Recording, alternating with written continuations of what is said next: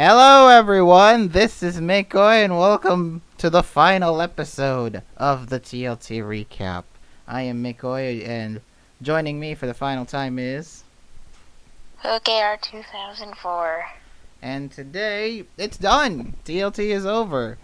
Remember when It was actually over yesterday. Well, remember when I said about 2 consecutive wins in this grand final reset?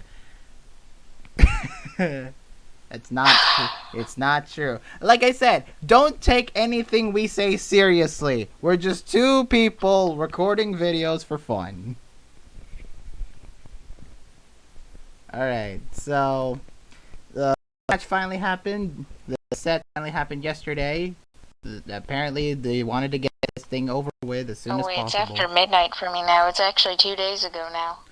Well, they wanted to get this thing over and done with as soon as possible. So, let's review the grand finals. We've already covered the first set of Crying winning in a pretty good series. And now we're going to cover the second set, and probably the most crucial one. And it really didn't go. And it really went anticlimactic in the end, huh? Yeah, but The game ended in 3 games, and we're here to now cover matches. So first off, Crying versus Danny YSB. They played first in NU, and judging from the teams that they used, it's a little bit it's a lot more. Danny's a lot more common, but Crying's team is actually really interesting. You really never see Reggie Gigas around in NU, huh? Crying's team is fine until you see the Reggie Geeks. Okay, so let's talk. So let's cover this game base by base. So, as you can see, Exploud, she leads Exploud, which, alright, is a fine lead. It can take out pretty much anything except for the Snorlax with its special defensive bulk. But everything else takes a huge blow. For example, the Kaparaja.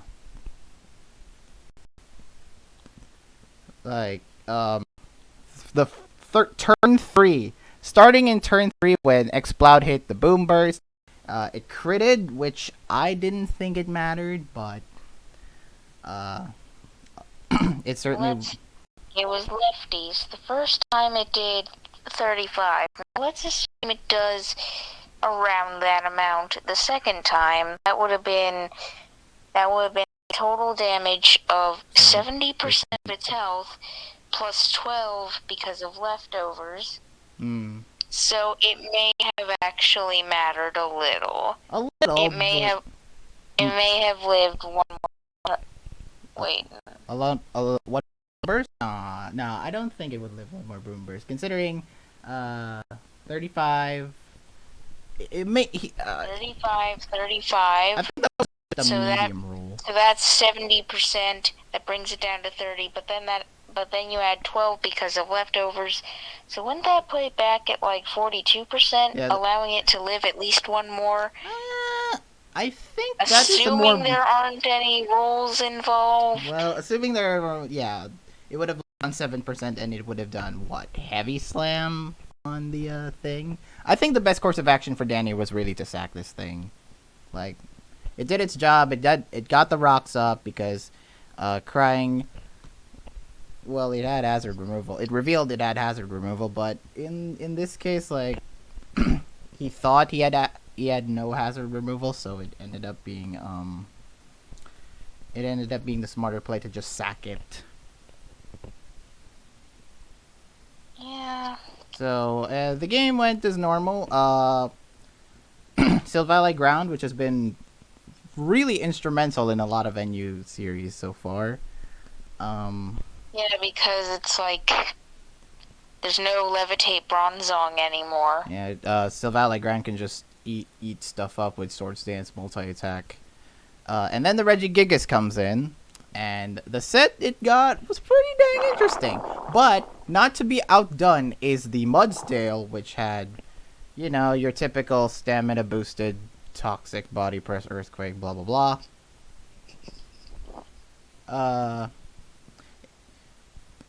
I didn't.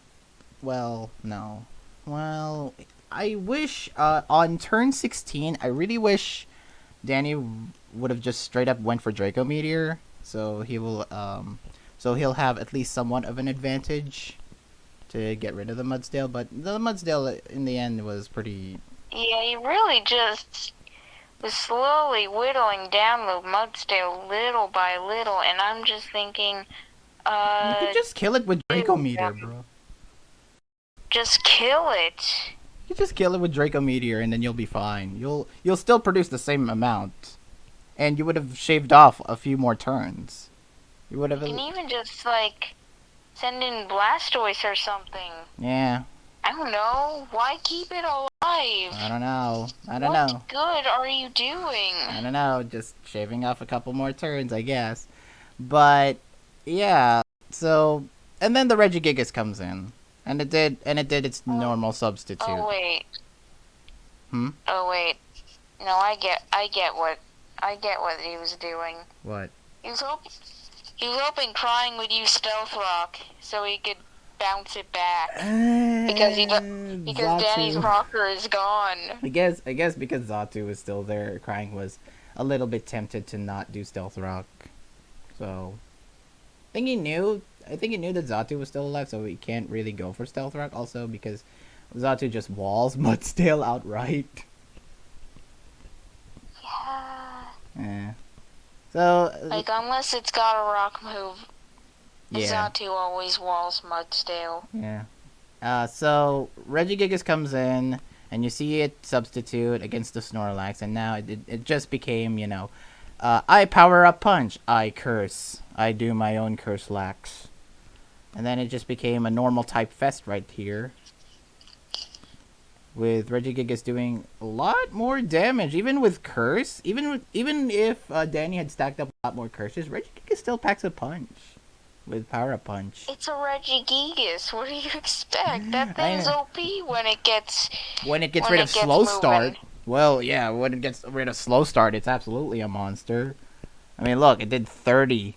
I mean, look, it was plus 3 boosted attack, and it's still did 30 to Curse Lax with plus 1 defense. So, terrifying. Well, it was super effective, and it had more boosts on its attack than Snorlax did defense, and Snorlax isn't exactly the most physically defensive mon. Yeah, I guess. Also, it got paralyzed. Regigigas also got paralyzed.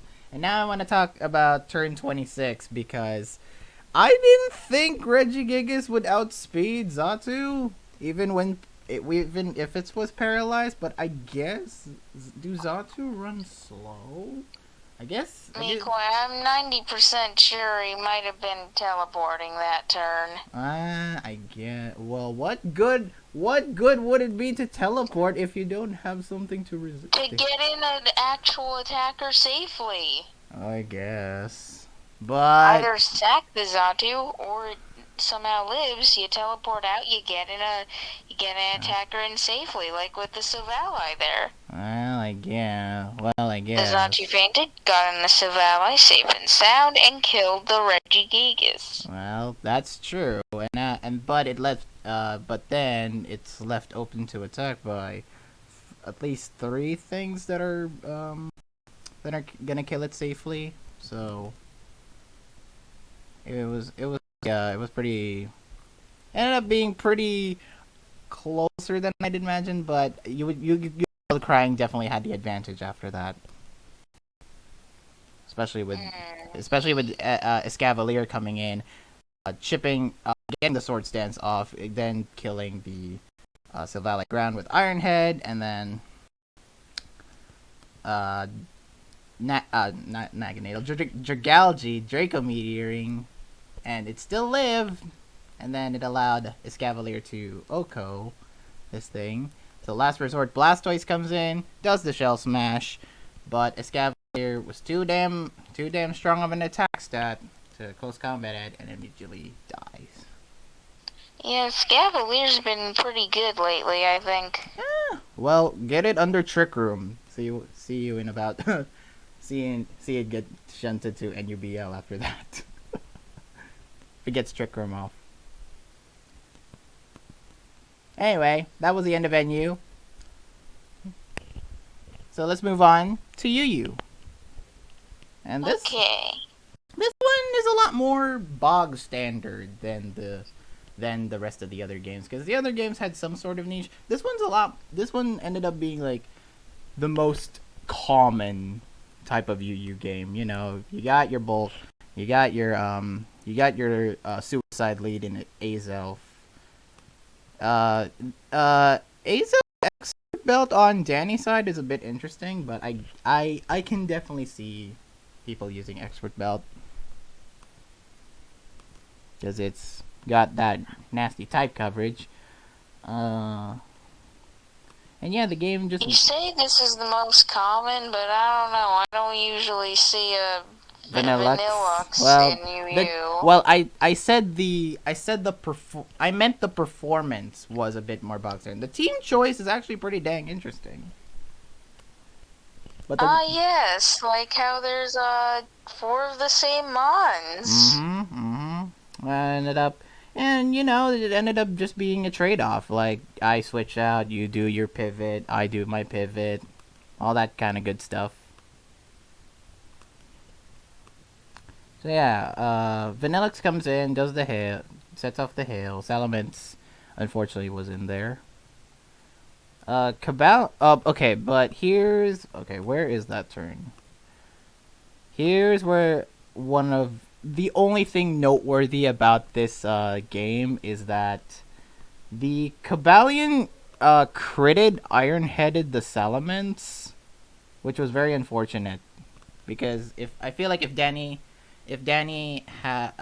that crit hadn't happened and Salamence was used more effectively, I feel like it could take out the Mamoswine, the Cabalion, or even its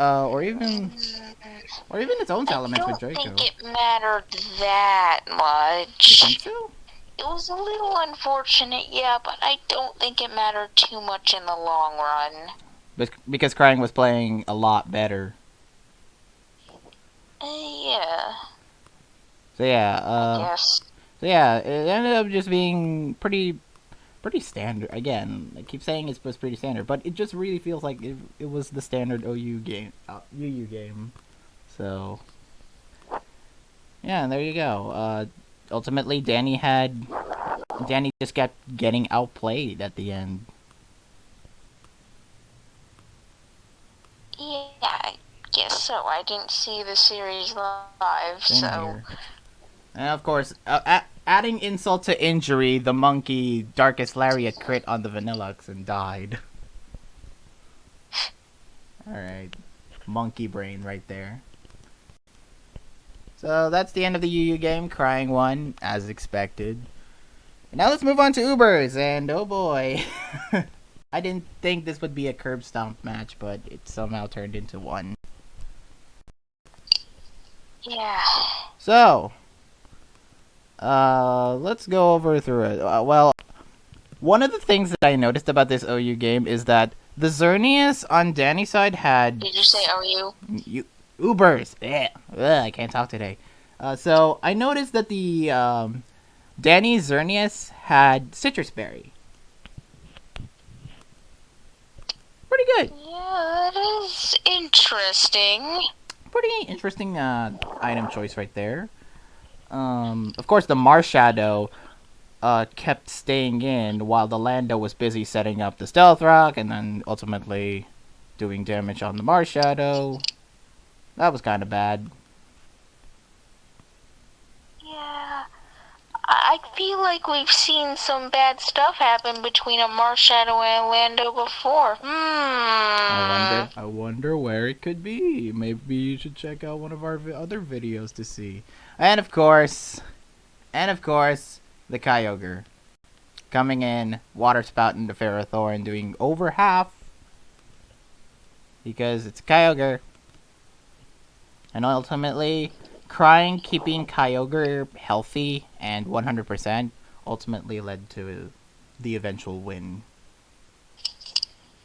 Wait a minute, what was bad about that Lando and Marshadow anyway? I just watched. No, because... Lando just took a bunch of hits. Well... That's all that really happened. No, but... What I was referring to last time Not Crying versus Danny. It was a different thing. Yeah. But like what I was referring to is that the Mars Shadow just kept using Bulk Up versus the Lando, and the Lando kept earthquaking and it died. I forgot what game that was, but yeah, that was certainly a thing that happened. I don't remember who played me during that. But anyway, so yeah, it was a Crunchman set. Anyway, so the rest of the game ended up just being Kyogre water spouting everything. It was pretty unfortunate to see Necrozma die to a crit, but that's Mons for you. Every game has a crit. Every game in the series has That's Mons. And crits aren't that rare of I know. Occurrence. Yeah, I know, but still, having it happen also, once per game. Where did it die to a crit? Huh? I'm watching. Where did it die to a crit? Turn 17. Every crit? The Necrozma. I already mentioned. I mean, yeah, but it didn't matter in the end. Specs? I thought it was Scarf. Why did I think it was Scarf? All right, whatever. If it was Specs, then yeah, it definitely would have mattered. Calc versus freaking Ferrothorn there, because when I saw how much that did to the Ferrothorn, I was thinking this is Specs. And does that mean this is slow Necrozma?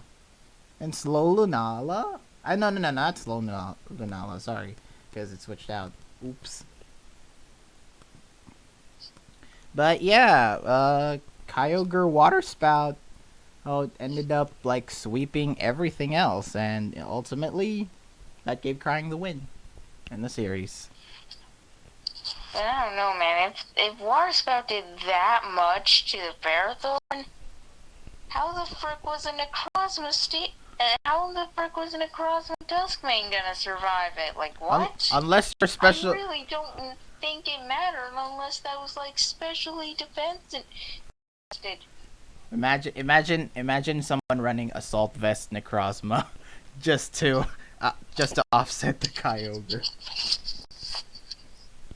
Like max special defense. Oh, that'd be interesting to say the least.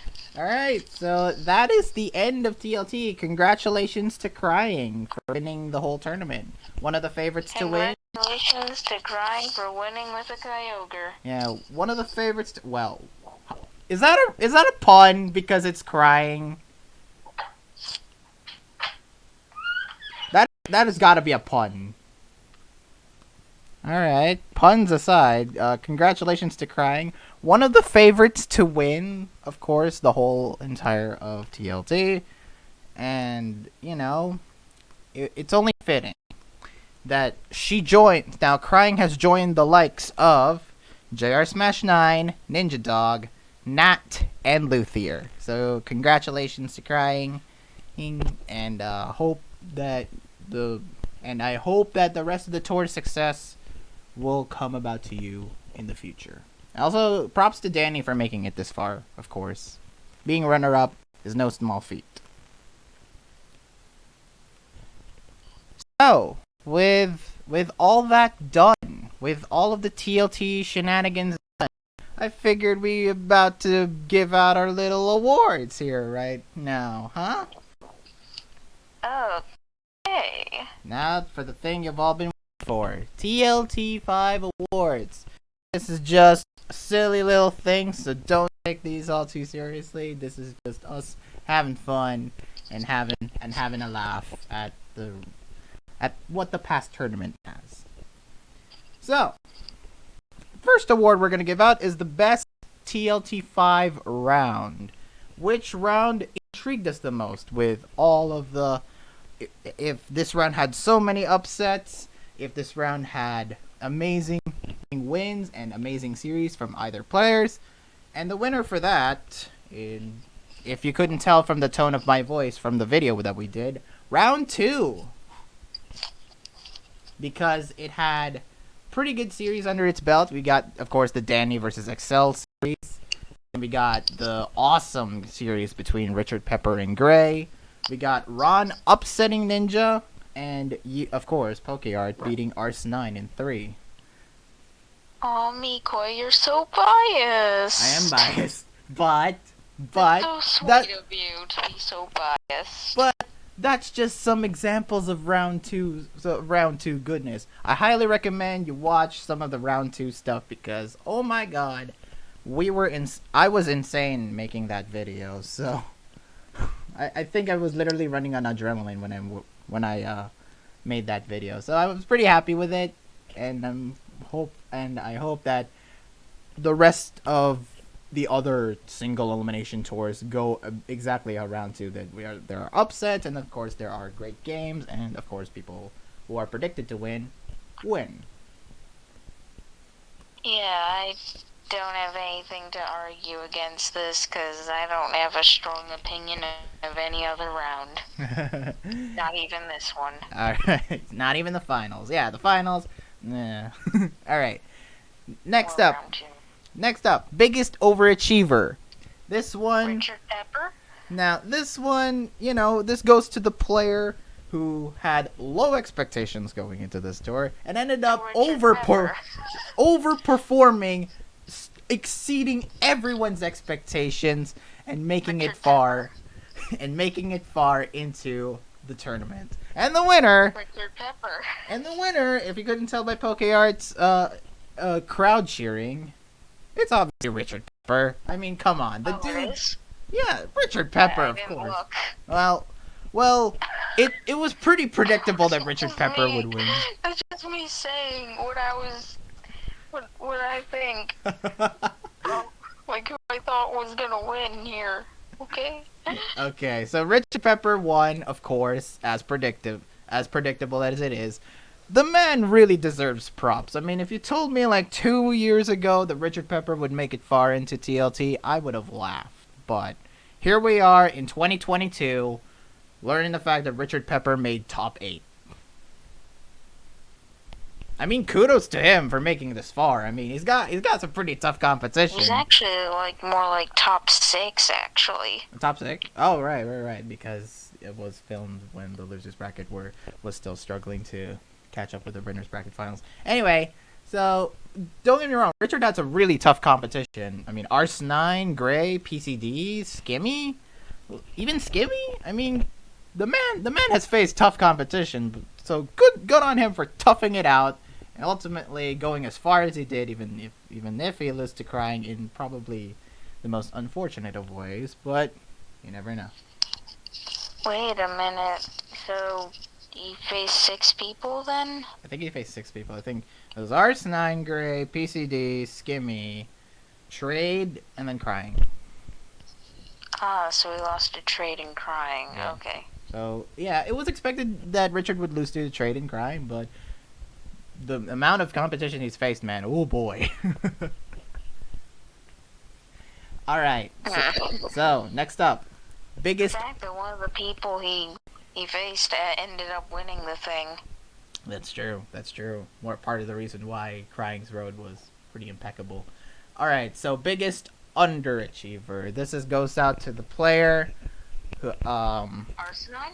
The player who had high expectations. It's basically the inverse. Players who had high expectations of either winning the whole thing or at least making it far and ended up just failing on everyone's expectations. So Arsenine. I had Arse9 as an honorable mention. There were there were a ton of honorable mentions. Don't get me wrong. I had Arse9. I had Ninja. I had Not in Hacker. But the person who Not a lot of people had high expectations of Not in Hacker, though. I did. I did. I think it had potential. Compared to Arsenine and Gray and all those others, no. But, and funny that you mentioned the winner because I picked Gray to win this one. What? But wait. What round was he out in? Round 3. He was out by round 3. Because Arsenine was out by round 2, Mikoi. Because, okay, why I picked Gray over Arsenine, because A, I didn't want to make it unfair. Arsenine just seemed too easy of a winner. So, because, you know, he got mega hacked against Richard Pepper, and then he lost to you in a pretty competitive series, right? With Gray, not only did he lost to Richard Pepper, but he also got mega hacks as well against Frostpixel. Okay, fair enough for Frostpixel. Yeah. That was like That had to be like one of the worst things I've ever seen. Yeah, that was one of the worst series I've ever seen in TLT. But yeah, Gray, and because I also picked Gray because, you know, also, I definitely could have won versus Gray. Yeah, but I was playing at 5 a.m. and like I should have sword stance at least once more.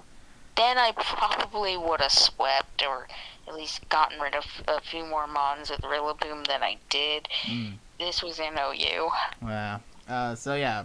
Also, why I picked Gray is because many people were predicting him to win the whole thing, and then ended up, you know, falling short. Others also felt Arsenine would win or do well. Yeah, would rather do well, but I see many people predict Gray to win the whole thing more than Arsenine, so that's why I picked him. Yeah, that's why I picked him.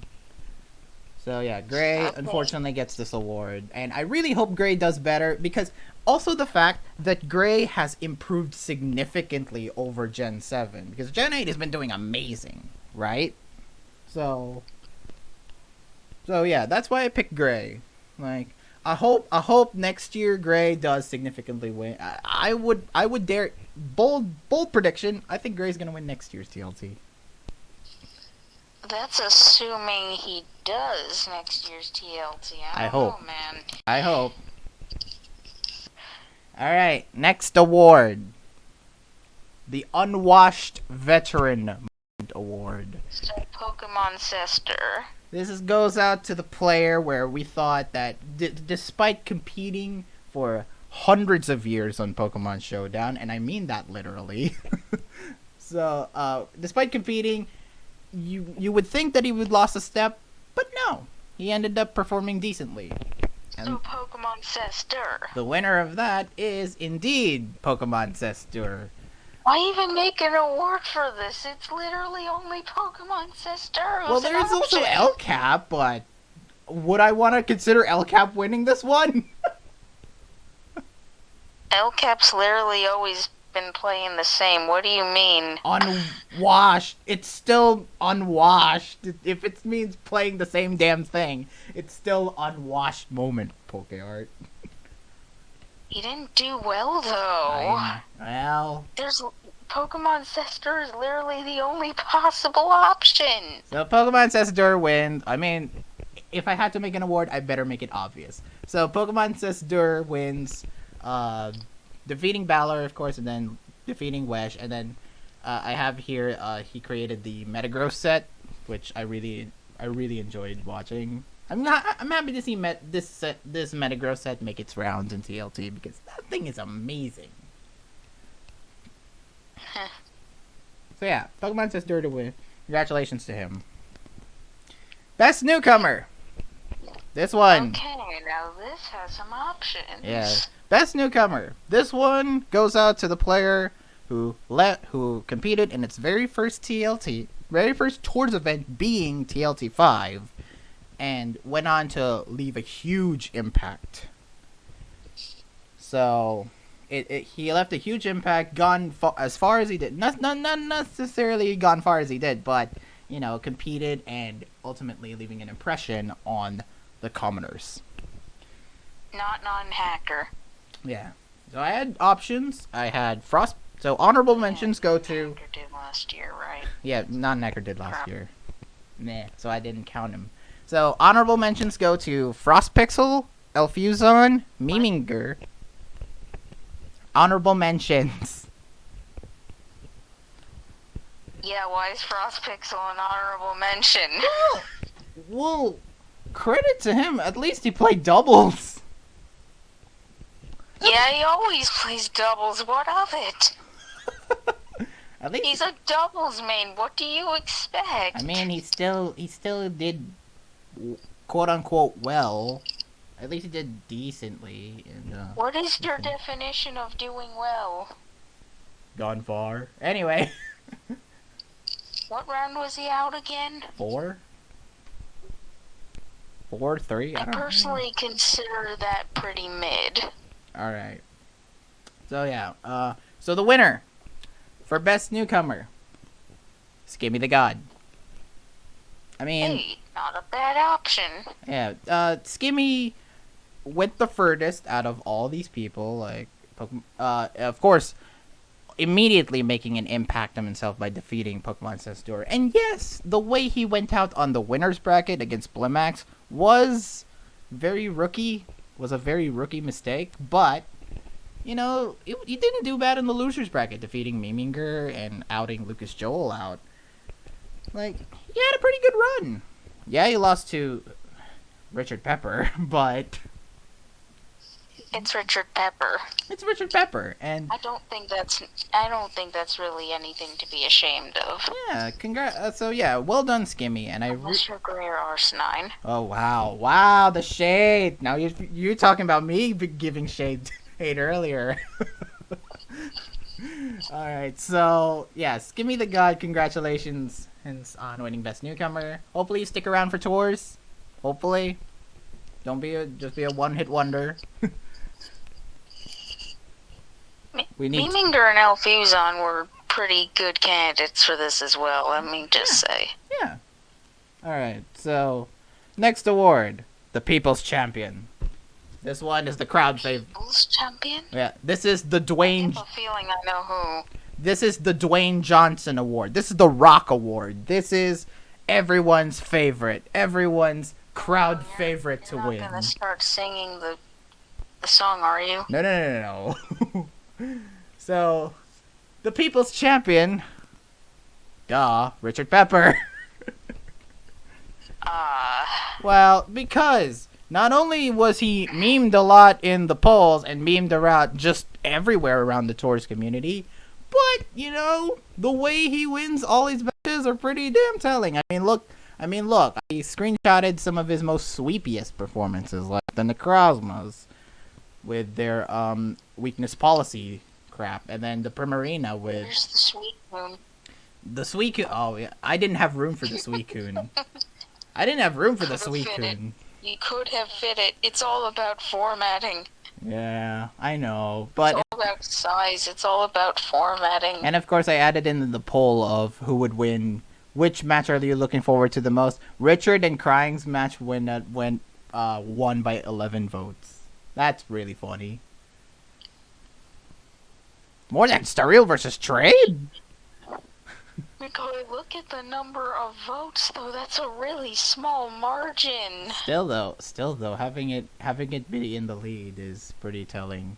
So yeah, Richard Pepper wins the People's Champ Award. It's a very small margin.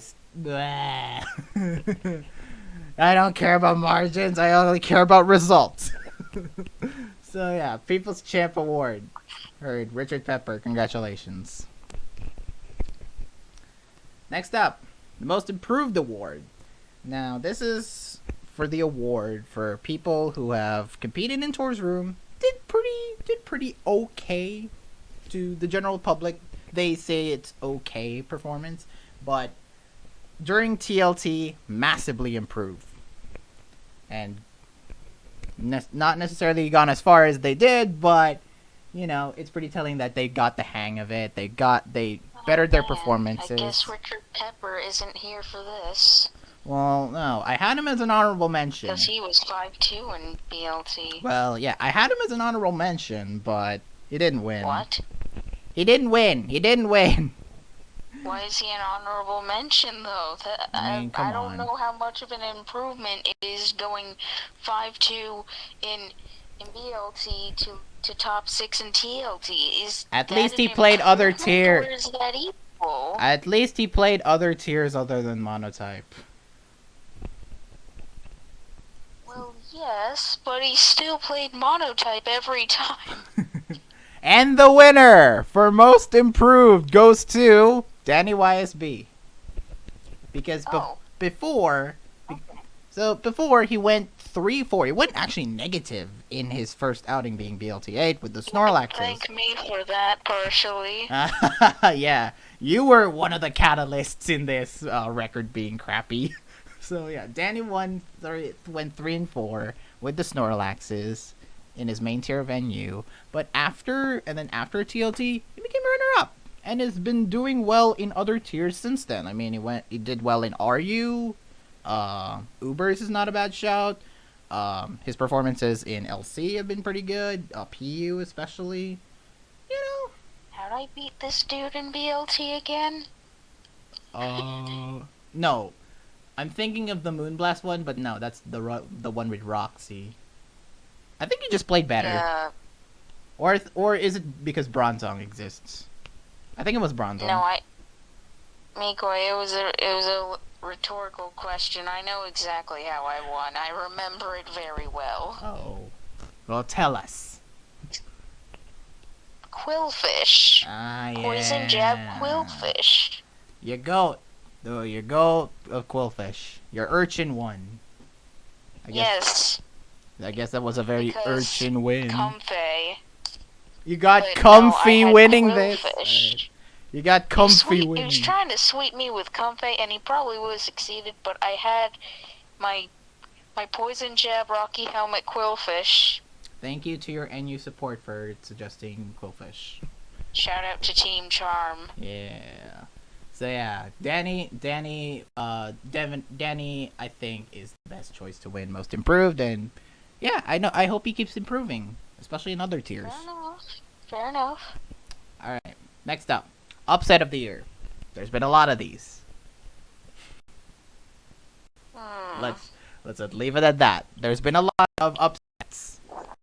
For example, the one with Frox Pixel beating Gray due to mega hacks. The Richard beating Gray in a great series. There's also Ron beating Ninja. Oh, Lucas Joel beating Ninja even. So I don't know how much of an upset Ron beating Ninja is. It was established Ron had improved. Yeah. I guess Ninja was washed. Oh yeah, Ron was an honorable mention. I forgot about that. So, and the winner for this is, of course, the round one upset. It's not me defeating Arsenine. No, but Arsenine was definitely in the L on that one. It's Richard Pepper defeating Arsenine. Oh. Yeah. I did you one. Suicune. Yeah, the Suicune. So the Suicune made it after all. Yeah, the Suicune. Yeah, I added the Suicune. Aren't you happy? And then, of course, There's a lot of Richard Pepper in these awards, and I'm not totally surprised, actually. I'm not surprised either, because the man has significantly made an impact on this year's TLT. But yeah, Richard wins, defeating Ars9 and LC, even though Ars9 had a pretty bad team. And then the Suicune. And then the Suicune sweep in RU. Yeah, that's one thing, but I faced Arsenine like twice in past TLTs, and this was the only time I won. That's called redemption. That's called your redemption arc. No, it's called third time's the charm. The team charm. But I didn't. No, I had no help from Team Charm. Yeah, no. It was all on you, and you won. Good. I had help from Phantom Sticks. Yeah. Yeah. Crazy, you never. Right? Crazy. Very crazy. But in the end, I'm pretty upset of the year. Definitely was the round one upset that ultimately spelled the doom for Ars9. I still feel like Frostpixel was a bigger upset against Gray. But that one was a tainted one. That was tainted due to all the hacks. I don't care. That doesn't make it not an upset. That's true. Well, be happy it was an honorable mention then. Anyway, next award. Most gimmicky player. This one is to the player who used the most gimmicks. Oh god, I'm getting flashbacks. Please And tell me. Oh, it's gotta be Udon IRL. and the winner is the player who will now be named. Yeah, it still haunts my nightmares. Who will now be named after this award. This is the Udon Girl Award. Most gimmicky player. Max HP choice mons are great, guys! The Chansey! The Chansey. Why did you include the Chansey? I'm seeing it in my nightmares again. Yeah, the doubles Chansey with the seismic toss, soft-boiled toxic substitute paired with the Shuckle with guard split and I think it was pain split as well. I don't know what else that Shuckle had, but that was definitely. And I don't think anything else mattered about it. Yeah, that one definitely was a kick in the groin, but the other. I don't have that. But the other sets were not to be denied. I mean, look at the Salamence, max HP choice, the archetypal example of a max HP choice mon.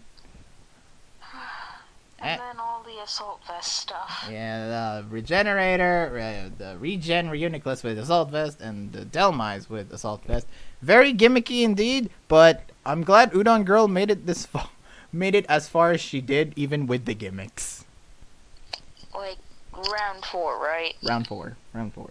So yeah, this will be now named the Udon Girl Award. So. Okay. Not the Team Charm Award. No. That's for most cheese. This one's for most gimmicks. No, isn't most cheese the El Cap Award? Yeah. You're right. El Cap Award. But I'll definitely add that category soon. All right. Next up, Unluckiest series. Unluckiest series. This goes I out to. know what should rightfully win this. This goes out to the series with some of the most unluckiest performances ever. Grammar Nazi be damned. All right. It's gotta be what I think it is. It feels what like do you an think obvious wins? Choice. You know what? What do you think wins? You know, I won't say. Let's just see if I'm right. The winner for unluckiest series goes to, and it might not be what you think. It's Ninja. It's Ninja versus Lucas Joel from round 1. What? Yeah. I know you had Frost Pixel versus Gray. I know you had Frost Pixel versus Gray win. I know you had that one, and I had that as an honorable mention. Ninja versus Lucas Joel. I don't even remember this series. You know what? You know why you don't remember? Because it ended in 2, and it was a forgettable series because of all the hacks. So why? What even happened? Don't you remember the Mean Fu high jump kick miss that cost Ninja the win in LC? Because Ninja was leading 5-2, I think. There have been plenty of instances in TLT where a singular instance of hacks costs a game. That doesn't make it more hacksy than something like Frost Pixel versus Gray. And then, of course, we got the NU mishap of, you think Passimian is going to sweep the rest of Lucas Joel's team, but that burn on the Passimian ultimately cost him the game. Yeah, but isn't this just 2 total instances? I mean, okay. There were more instances of hacks in Frost Pixel versus Gray's LC game alone than this. All right, so you make your case on why Frost Pixel versus Gray should win Unluckiest Series. That was a 3-game series in which Gray got hacks in all 3. How does that even happen? I mean, Ninja got hacks in all of his games as well, and 2, and he lost even more badly than Gray. At least Gray got to win a game in their series. Ninja didn't. Well, that's because Frost Pixel is bad. Like, despite getting a frick ton of hacks in LC, he still somehow managed to lose that. Ah well. So yeah. So the hack. So he really should not have lost that, given all of the bad hacks. Like, that was easy. I feel that was quite winnable. Oh well. Alright, so so you say Frost Pixel versus Gray. I still think Ninja versus Lucas Joel was way worse because Ninja didn't even get to win a game. So, so unfortunate there. Yes, but again, this was only 2 games and 2 instances. But it happened frequently, and it cost, and it was and the moves ultimately cost the series. There was no way for Ninja to come back from those. Yeah, this has happened before in other series. Alright. Next award. The most likely tier to be played. We've calculated this. I think you basically just mean the tier that has been played the most. Yeah, this is the most likely tier that players would ultimately lock to establish their series as already being close. Yeah, we did tally this. It was very close. And the winner of this one... Like I said, it was very close. It differentiated by 1 game. Yeah, and the winner of that one being LC, with 26 times of it being played over the course of TLT. And runner-up was actually OU, unsurprisingly, with 25. Yeah, LC was more likely to be played than OU, which is very surprising. But also not, because round 1 had 8 series having at least 1 LC game. That's already I already gave it a lead by several games. Yeah, OU couldn't catch up to that, and so LC ultimately won that with 26 times of it being played. So congratulations, LC mains! Rise up! And now for the lead. I see Lullaby there. So... That's a cruel joke. That is a cruel joke. Next up is the least likely tier to be played. And unsurprisingly, the winner of this... The tier that was played the least, yes. Didn't even crack the double digits. PU won by 9 times. And seriously, what does it stand for? Yeah, it's... Nothing, it's just... Pew. Ew. Pew. P-U, it's stinky. Pew. So, 9 times of it being played. Doubles wasn't played for at least 4 weeks in a row. PU got played less than doubles. And mono. And monotype, because of Richard Pepper playing at least 1 mono game every week. Yes, Richard single-handedly carried monotype to be more than PU. Why do you know it's not like PU? I like the tier. It's actually pretty... It's somewhat competitive, at least. I dislike it. I know. Gen 7 PU is supreme because it has sun. Well, it's your favorite. Because I can dominate the tier with sun. I mean, I do too, but yeah. So Gen 7 PU over Gen 8 PU, but PU wasn't a bad tier this gen. I doesn't have proper sun. As you can see, PokeArt is very obsessed with sun. Come on, Heat Rock, come back. All right. So what good are the lower tiers if you can't dominate them with sun or weather in general? No, specifically sun. You're just obsessed with sun. You had the sun god. I had a sun team for basically every lower tier in Gen 7. Don't judge me.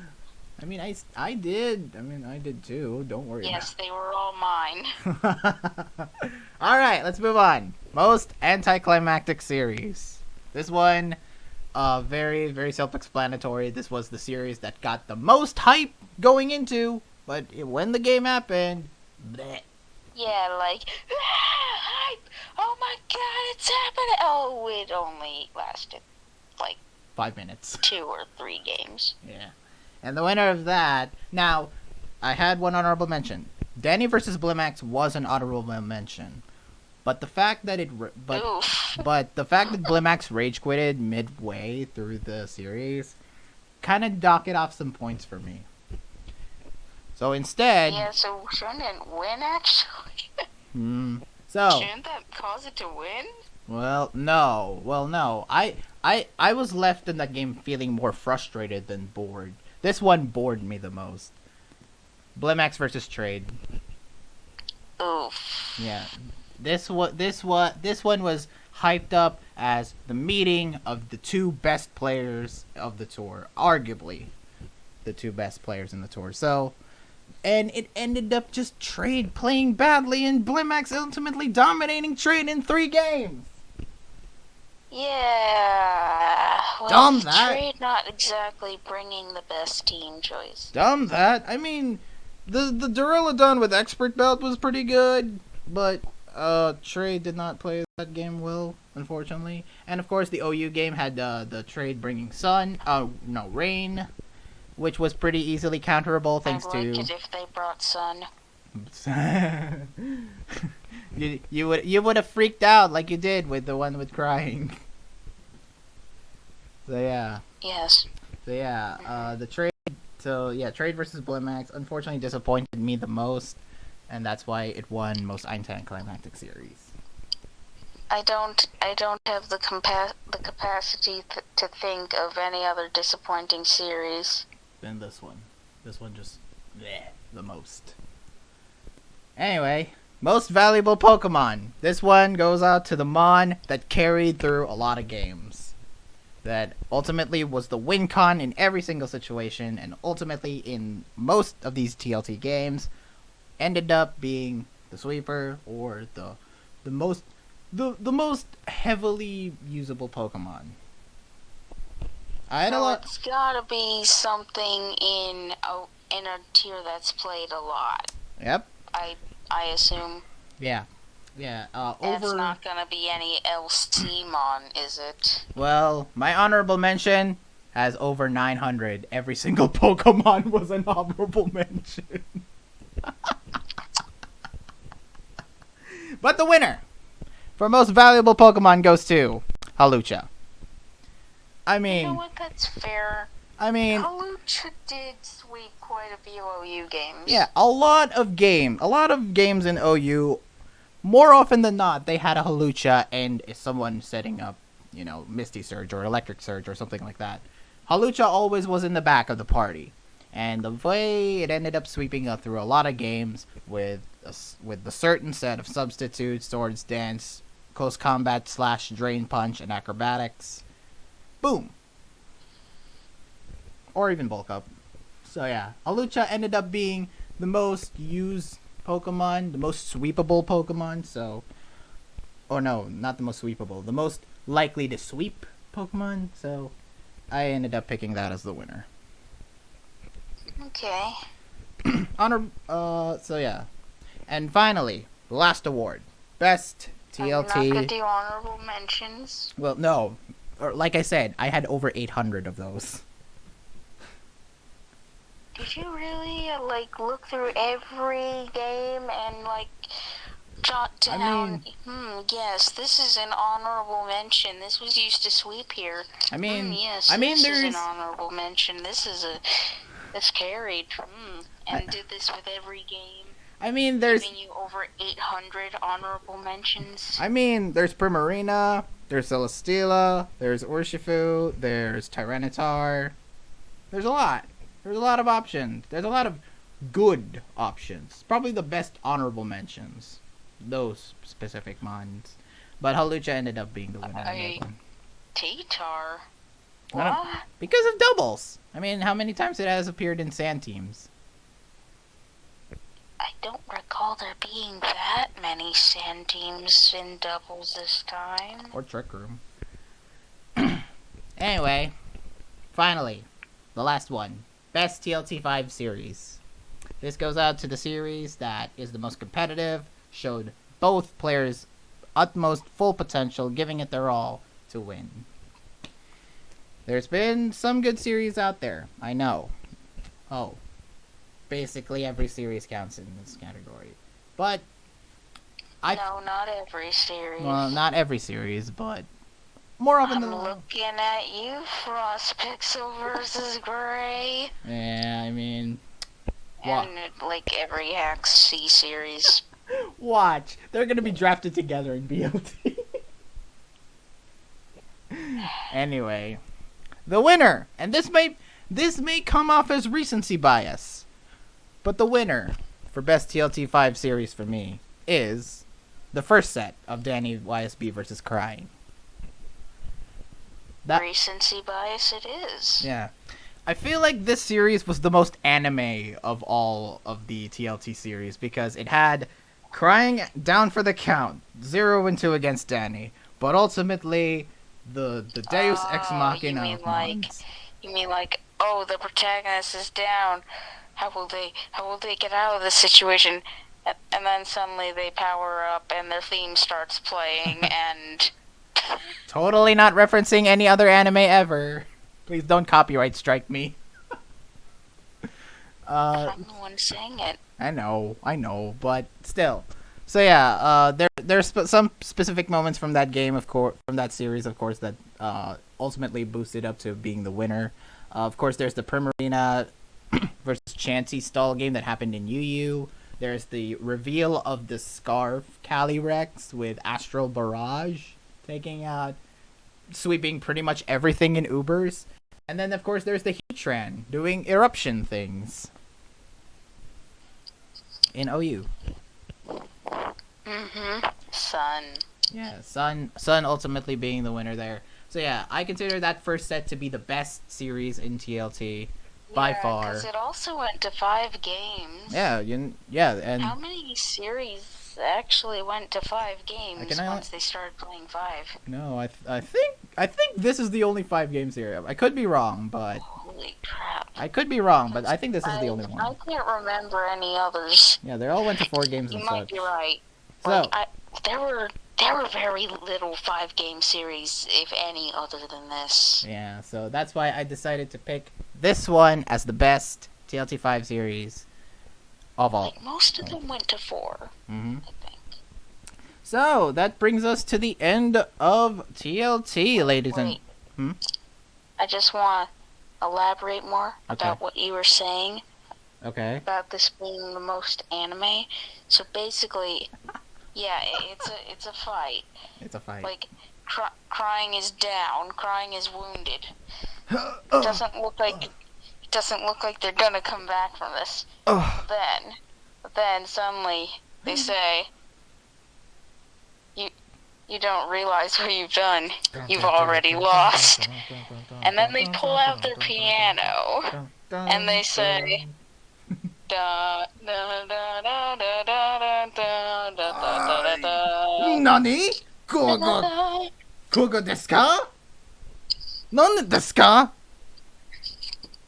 You thought I was gonna do Giorno's theme, didn't you? But no. You said piano. Yeah, I did Josuke's piano. Take that. Oh, duh. Okay. Alright, so, yeah, that brings us to the end. And then give them the beat down. Alright. So that brings us... We're totally not referencing anything obvious now. Please watch JoJo. It's great. Let's get the cult of JoJo on. Alright. That is the end of the video, of course. Thank you all for watching. Thank you for accompanying us. Thank you for enduring our JoJo references and weebness. I know it may be cringe to some of you. No! Respect the weeb. So, I hope you enjoyed our road throughout TLT. We finally covered it all. We finally finished the tours event in full. We've covered every single round. Still salty about some of them being unfinished and all that crap. Anyway, thank you all for watching. Please like this video if you enjoyed this whole series. Please leave a comment down below and consider subscribing to the channel where I'll do more TLT. Well, I'll do a lot of these tours events like TLT, BLT, TPP, TPI.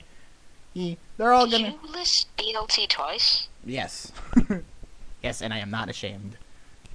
Okay, so the sandwich and the tour. Yeah, You're gonna be covering your lunchtime at some point. Yeah, where you're eating a BLT sandwich. Yeah, very normal.